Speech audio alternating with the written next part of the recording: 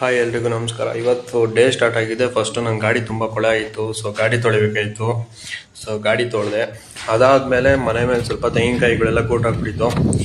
So ಅವನ್ನ ಎಲ್ಲ ಎತ್ಕೊಂಬಂದು ಎಲ್ಲ ಚಚ್ಚಿ ಮತ್ತು ಕೊಬ್ಬರಿ ಇದು ಮಾಡಿದ್ದಾಯಿತು. ಯಾಕಂದರೆ ಮಿಲ್ಗೋಗಿ ಎಣ್ಣೆ ಹಾಕ್ಸ್ಕೊಂಬರ್ಬೇಕಾಗಿತ್ತು. ಸೊ ಹಾಗಾಗಿ ಅದಾದಮೇಲೆ ಇದು ಪ್ಯಾಷನ್ ಫ್ರೂಟ್ ಗಿಡ ತುಂಬ ದಿವಸ ಆಯ್ತು. 6 ಮಂತ್ಸ್ ಆಗಿತ್ತು ನಾನು ಇದನ್ನ ಹಾಕಿ. ಇವಾಗ ಇದು ಬೆಳೆದು ಅಂಬು ಹರಿತಾ ಇದೆ.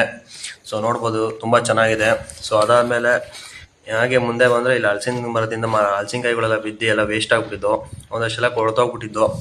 ಸೊ ನೋಡ್ಬೋದು ಇದು ನಮ್ಮ ಹಲಸಿನ ಮರ.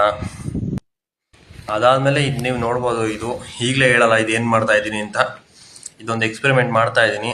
ಸೊ ಇದೊಂದು ಹೇಳ್ತೀನಿ ಮುಂದೆ ಏನಕ್ಕೆ ಇದು ಮಾಡ್ತಾ ಇರೋದು ಅಂತ. ಸೊ ಅದಾದಮೇಲೆ ಇಲ್ಲಿ ಸ್ವಲ್ಪ ಸೀಮೆ ಹುಲ್ಲು ಹಾಕಿದ್ದು ಮೇಕೆ ಸಾಕೋಕ್ಕೆ ಅಂತ. ಸೊ ಅದನ್ನೆಲ್ಲ ಕುಯ್ದಿದ್ದಾಯಿತು. ಮತ್ತೆ ಆಚೆ ಹೋಗ್ಬೇಕಾಯಿತು ಅಂತ ಪೆಟ್ರೋಲ್ ಬಂಕಿಗೆ ಹೋಗಿ ಪೆಟ್ರೋಲ್